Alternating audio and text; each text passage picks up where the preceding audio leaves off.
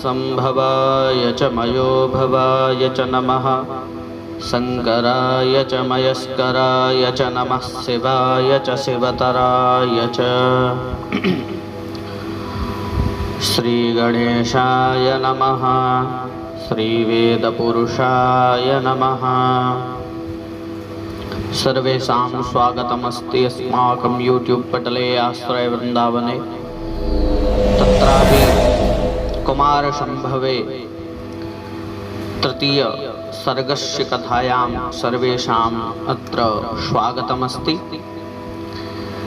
जैसा कि आप सब लोग जानते हैं कि भगवान शंकर की असीम अनुकंपा से और विद्वद्वर कालिदास जी के अनुग्रह पूर्वक लिखे हुए इस ग्रंथ का वाचन हम कर रहे हैं।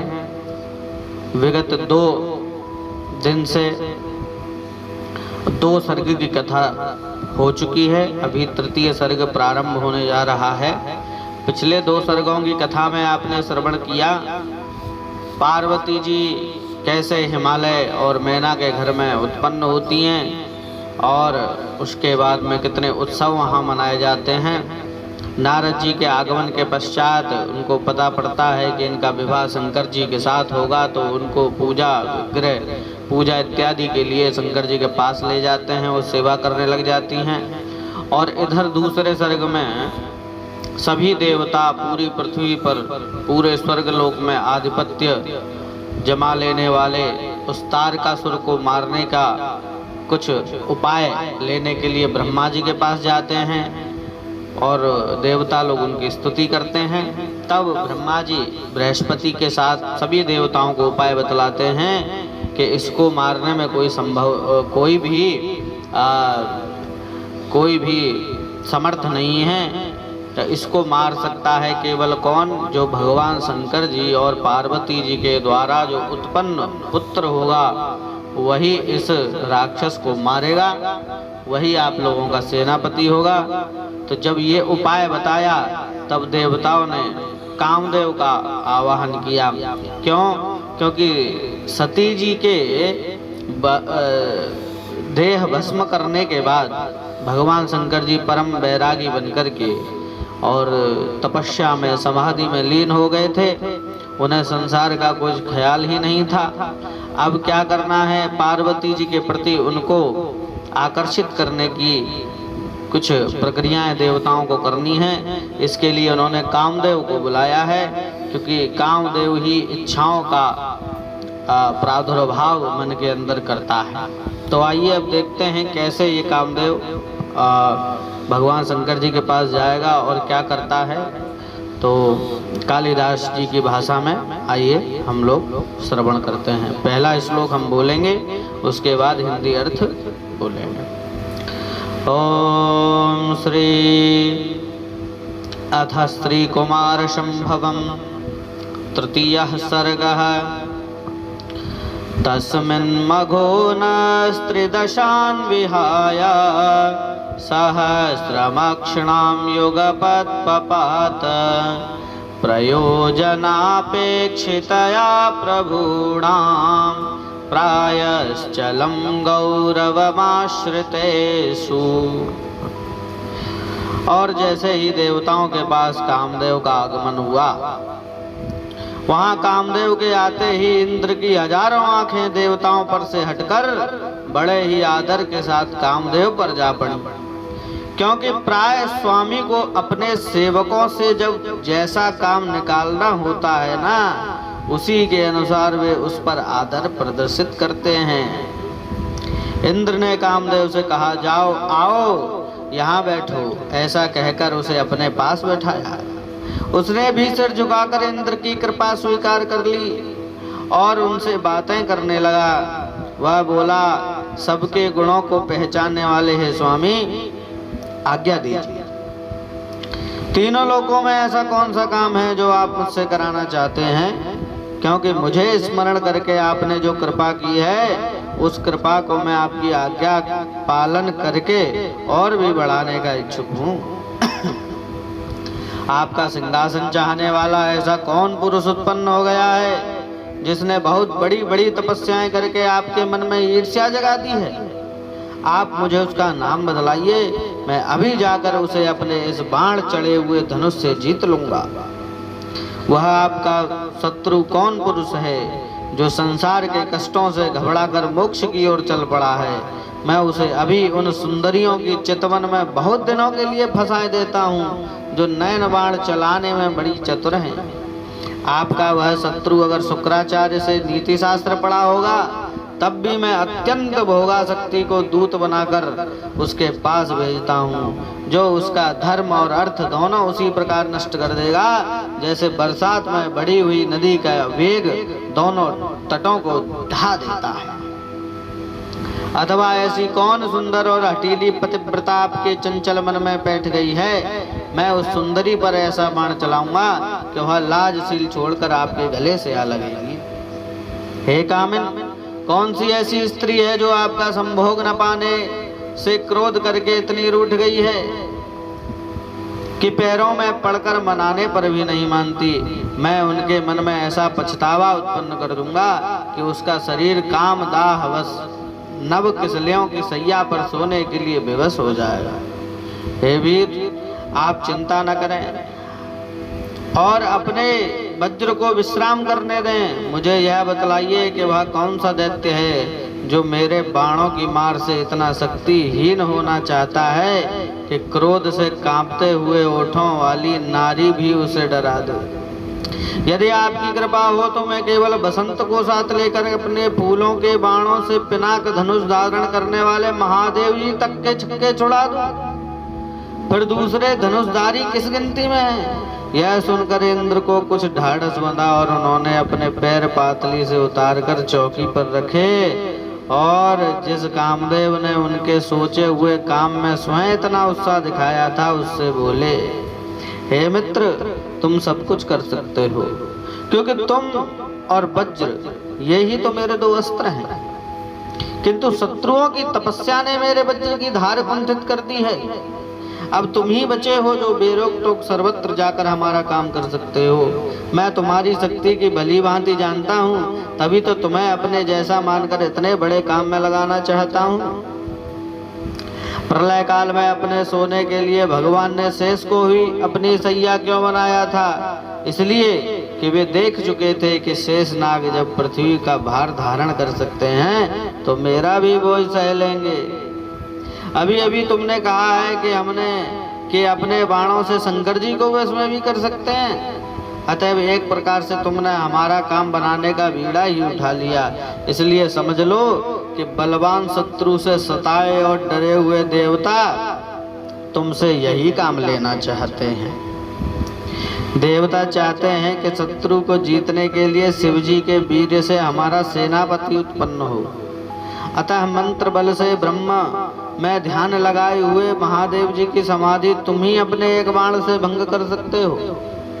अब तुम ऐसा प्रयत्न करो कि समाधिस्थ महादेव जी के मन में हिमालय की पुत्री पार्वती के प्रति प्रेम उत्पन्न हो जाए, क्योंकि ब्रह्मा जी ने मुझे यह बात बतलाई है कि स्त्रियों में वे ही एक ऐसी हैं जो शिव जी के वीर्य को धारण करने में समर्थ हैं।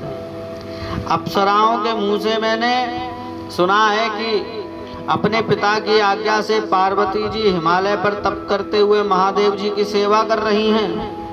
अतएव तुम जाओ और देवताओं का यह काम कर डालो। जैसे बीज को अंकुर बनाने के लिए जल की आवश्यकता पड़ती है, वैसे ही यह काम तुम्हारी सहायता के लिए ही रुका हुआ था। सब देवताओं की विजय तुम्हारे बाणों से ही हो सकती है। सचमुच तुम बड़े भाग्यशाली हो, क्योंकि संसार में ऐसा ही काम करने से यश होता है जिसे कोई दूसरा ना कर सके। और फिर एक तो सब देवता तुम पे इस काम के लिए भीख मांग रहे हैं, दूसरे यह कार्य तीनों लोकों वाले का है, तीनों लोक वालों का है। तीसरी बात यह है कि यद्यपि इस काम में तुम्हारा धनुष काम करेगा सही, परंतु इससे किसी की हिंसा नहीं हो पाएगी। आज तुम्हें देखकर सबके मन में यह इच्छा जागृत हो उठी है कि हमें भी तुम्हारी जैसी ही शक्ति प्राप्त हो जाए। हे कामदेव, यद्यपि तुम्हारी सहायता से मैंने बसंत का नाम नहीं लिया है, परंतु वह तो तुम्हारा सदा का साथी है, क्योंकि पवन को कहीं यह थोड़े ही कहना पड़ता है कि तुम जाकर आग की सहायता करो, चाहे कोई कहे या ना कहे, वह तो आग को भड़काता ही है। कामदेव बोला, जैसी आज्ञा। तब जैसे कोई उपहार में दी हुई माला को सिर पर चढ़ाता है, वैसे ही कामदेव ने इंद्र की आज्ञा सिरोधार्य कर ली। वह जाने लगा। जब वह जाने लगा तब इंद्र ने उसकी पीठ पर अपना हाथ फेर कर उत्साहित किया, जो ऐरावत की पीठ को रगड़ने से खुदरा हो गया था। कामदेव ने निश्चय कर लिया कि अपना शरीर देखकर भी मैं देवताओं का काम करूंगा। तदनुसार बसंत को साथ लेकर वह उस ओर चल पड़ा जहाँ शिवजी बैठे तप कर रहे थे। उन दोनों के पीछे पीछे बेचारी रति भी यह सोचती हुई चल रही थी कि आज न जाने क्या बीतेगी। उस वन में जाकर संयमी मुनियों के तप तथा समाधि को डिगाने और कामदेव का सहायक बनने का घमंड करने वाला बसंत अपना पूरा रूप दिखाकर चारों ओर छा गया। बसंत के छा जाने पर असमय में ही सूर्य दक्षिणायन से उत्तरायण हो। उस समय दक्षिण से बहने वाला मलय पवन ऐसा लगता था मानो अपने पति सूर्य के चले जाने पर दक्षिण दिशा खिन्न होकर मुंह से लंबी लंबी सांसें छोड़ रही है। वहां अशोक का वृक्ष भी तत्काल नीचे से ऊपर तक फूल पत्तों से लद गया और झंझनाते पायलों वाली सुंदरियों के चरण प्रहार की राह उसने नहीं देखी। तभी बसंत ने नई कपोलों में पंख लगाकर आम की मंजरियों के बाण तैयार कर दिए और उस पर उसने जो भौरे बिठाए वो तो ऐसे लग रहे थे मानो उन बाणों पर कामदेव के नाम के अक्षर लिखे हुए हों। फूले हुए कर्णकार देखने में तो ऐसे सुंदर लगते थे, परंतु गंध न होने के कारण वे मन को नहीं भाते थे। ब्रह्मा की कुछ आदत ही ऐसी पड़ गई है कि किसी वस्तु में पूरे गुण नहीं भरते। वहां बसंत के आते ही दूज के चंद्रमा सदृश टेढ़े अत्यंत लाल और अधखिले टेसू के फूल ऐसे लग रहे थे जैसे वनस्थलियों के साथ विहार करके बसंत ने उस पर अपने नखों के नए चिन्ह अंकित कर दिए हों। उड़ते हुए भौरे खिले हुए तिलक के फूल और प्रातः काल के सूर्य की लाली से चमकने वाली कपोलें ऐसी दिखती थी मानो बसंत की शोभा रूपी स्त्री ने भौरे रूपी अंजन से मुंह पोत तथा अपने माथे पर तिलक के फूल का तिलक लगाकर प्रातः काल निकले हुए सूर्य की कोमल लाली से चमकने वाले आम की कपोलों से अपने ओठ रंग लिए हों। प्रियाल के फूलों के पराग उड़ उड़कर आंखों में पड़ने से मतवाले हरिण भली भांति नहीं देख पाते थे। वे पवन से झड़े हुए सूखे पत्तों से मरमर करती हुई बनैली भूमि पर इधर उधर दौड़ रहे थे। आम की मंजरियां खा लेने से जिस कोकिल का कंठस्वर मीठा हो गया था, वह जब मीठे स्वर से कूकता था तो उसे सुनकर रूठी हुई स्त्रियों को रूठना भूल जाता था। जाड़ा बीतने और गर्मी आ जाने से कोमल ओठों और गोरे मुखों वाली किन्नरियों के मुख पर रचित चित्रकारी का पसीना छहराने लगा था।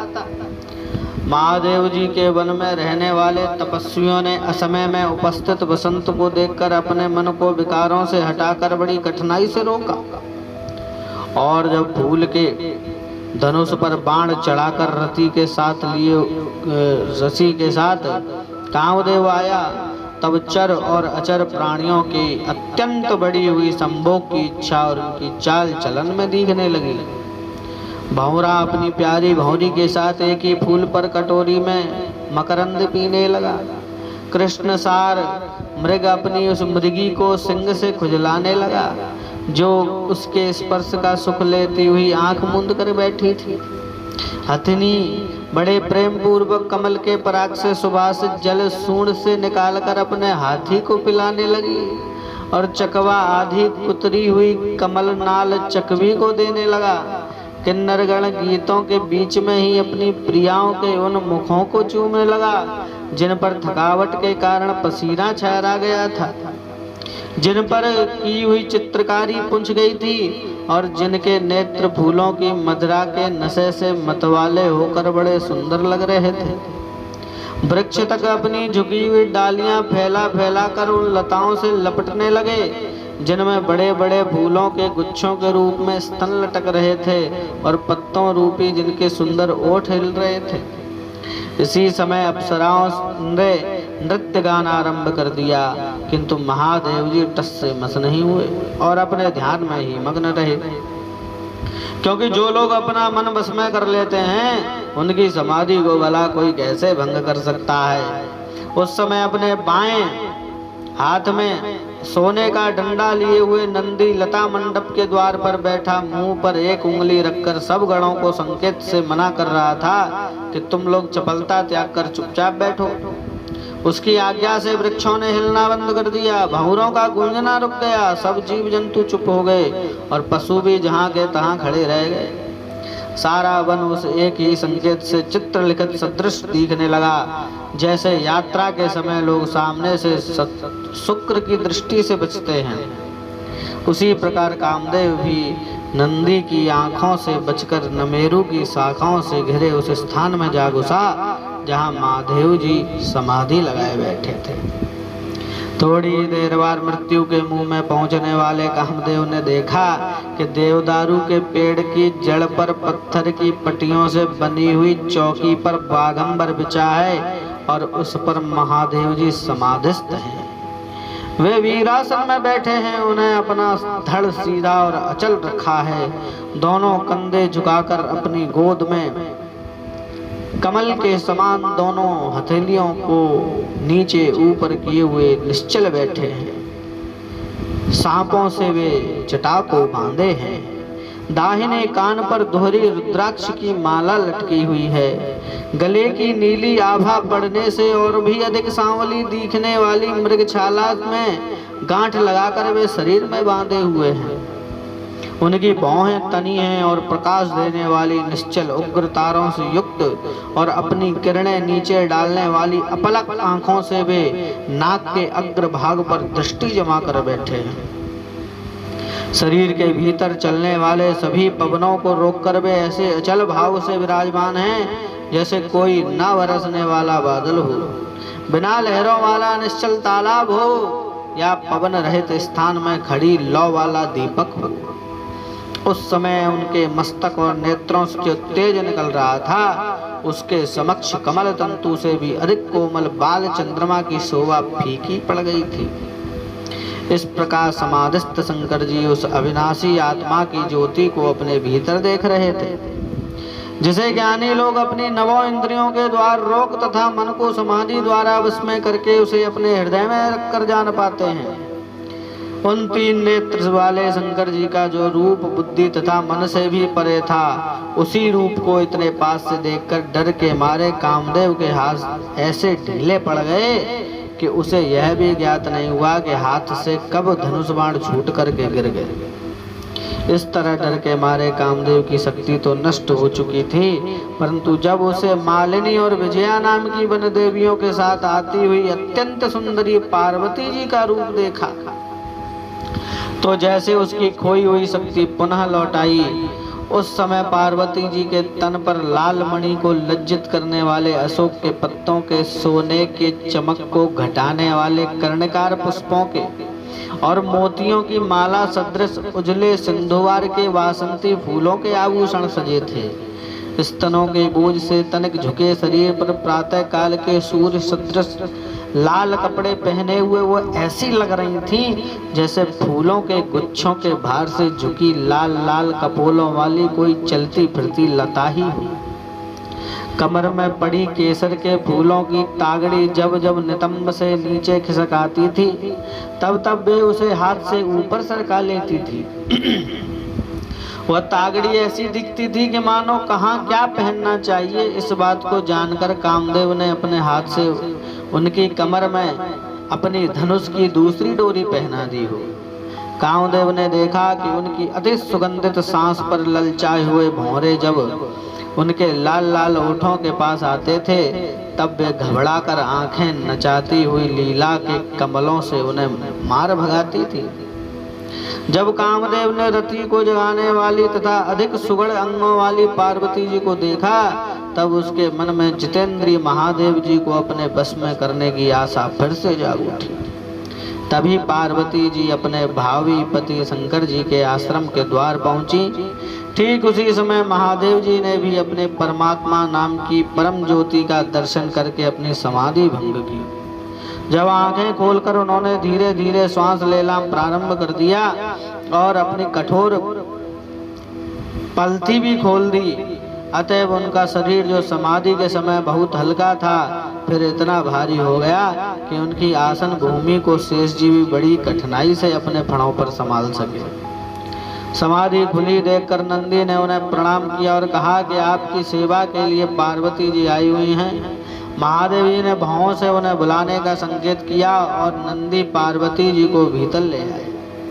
पार्वती जी की दोनों सखियां ने पहले शंकर जी को प्रणाम किया और फिर अपने हाथ से चुने पत्तों के टुकड़े मिले हुए वासंती फूलों का ढेर उनके पैरों पर बिखेर दिया। जब पार्वती ने शिव जी को प्रणाम करने के लिए सिर झुकाया तब उनके काले काले बाएं बालों में गुथे कर्णकार के फूल और कान पर धरे हुए पल्लव पृथ्वी पर गिर गए। तदनंतर प्रणाम करती हुई पार्वती जी को शंकर जी ने यह सत्य आशीर्वाद दिया कि तुम्हें ऐसा पति मिले जैसा किसी भी स्त्री को न मिला हो। उनका कथन यथार्थ था। भला ऐसे ऐश्वर्यशालियों की वाणी कभी झूठी होती है? जैसे फतिंगा आग में कूदने को बेचैन हो, वैसे ही कामदेव ने भी सोचा कि बाण छोड़ने का यही ठीक अवसर है। बस वह पार्वती जी के आगे बैठे हुए शंकर जी की ओर ताक तक कर धनुष की डोरी खींचने लगा। प्रणाम करने के बाद पार्वती जी ने धूप में सुखाए हुए मंदाकिनियों के कमल बीजों की माला लेकर अपने लाल लाल हाथों से समाधि से जगे हुए शंकर जी के गले में पहना दी। भक्त पर प्रेम करने के नाते शंकर जी ने पार्वती जी की वह माला ली ही थी कि इतने में पुष्पतनमा कामदेव ने सम्मोहन नाम का अमोघ बाण अपने धनुष पर चढ़ा लिया। जैसे चंद्रमा के उदय होने पर समुद्र में ज्वार आता है, वैसे ही पार्वती जी को देखकर महादेव जी के हृदय में कुछ हलचल सी मच गई और उन्होंने पार्वती जी के बिंब सदृश लाल लाल ओठों पर अपनी आंखें जमा दी। पार्वती जी भी फूले हुए नए कदम्ब की भांति पुलकित अंगों से प्रेम जताती तथा लजीली आंखों से निहारती हुई अपना अत्यंत सुंदर मुख कुछ तिरछा करके खड़ी रही। किंतु महादेव जी तत्काल संभल गए। संयमी होने के नाते उन्होंने तत्काल इंद्रियों की चंचलता को हठात रोक लिया और यह देखने के लिए चारों ओर दृष्टि दौड़ाई कि मेरे मन में यह विकार कैसे आया। तभी शंकर जी ने देखा कि अपना धनुष खींचकर गोल करके दाहिनी आंख की कोर तथा चुटकी से डोरी खींचे और दाहिना कंधा झुकाकर बाएं पैर का घुटना मोड़े कामदेव बाण चलाने के लिए उद्यत है।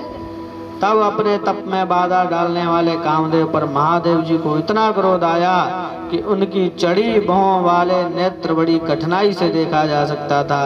तभी उनका तीसरा नेत्र खुल गया और उसमें से सहसा धड़कती आग की लपटें निकलने लगी। यह देखकर आकाश में सब देवता एक साथ चिल्ला उठे, रोकिए रोकिए, अपने क्रोध को रोकिए प्रभु। परंतु इतनी ही देर में महादेव जी की तीसरी आंख से निकलने वाली उस भीषण आग ने कामदेव को जला करके राख कर डाला। अपने सिर पर आई हुई वह भारी विपत्ति देखकर कामदेव की स्त्री रति मूर्छित होकर के धरती पर गिर पड़ी। उसकी इंद्रियां स्तब्ध हो गईं और ऐसा लग रहा था कि मानो शंकर भगवान ने कृपा करके उतनी देर के लिए पति की मृत्यु का ज्ञान हरकर उसे दुख से बचा लिया हो।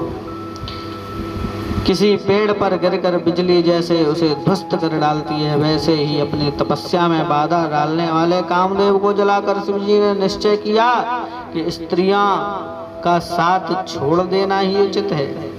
बस तपस्वी महादेव जी तत्काल अपने भूत प्रेतों के साथ अंतर्धान हो गए। यह देखकर पार्वती जी को इस बात पर बड़ी ग्लानि हुई कि आज सखियों के आगे मेरे ऊंचे सिर वाले पिता का मनोरथ और मेरा सौंदर्य दोनों व्यर्थ हो गए।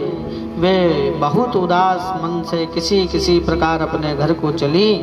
तत्काल हिमवान भी वहां पहुंच गए और जैसे ऐरावत अपने दांतों पर कमलिनी को उठा ले, वैसे ही महादेव जी के क्रोध से डरकर आंखें बंद करके जाती हुई अपनी दुखिनी कन्या को गोद में उठा लिया और वेग के साथ जिधर से आए थे उधर ही चले गए। इति श्री महाकवि कालिदास कृतौ कुमार संभवे महाकाव्ये मदन दहनो नाम तृतीयः सर्ग। आपने ये कालिदास कृत कुमार संभव महाकाव्य में कामदेव के दहन की कथा का श्रवण किया और अगले सर्ग की कथा हम अगले एपिसोड में लेके आएंगे। तब तक के लिए आपको हमारा प्रणाम। शुभ रात्रि, शुभ दिवस हो, आपका शुभ रात्रि हो। आज निर्जला एकादशी का व्रत है। आप सभी भक्त लोग अपना अपना व्रत करें और प्रभु का स्मरण करें और आप भी अपने जीवन में हुए काम को भस्म कर डालें और भगवान की ओर उन्मुख होकर के अपने जीवन को यापन करें। यही हमारी कामना है। तब तक के लिए नमस्कार।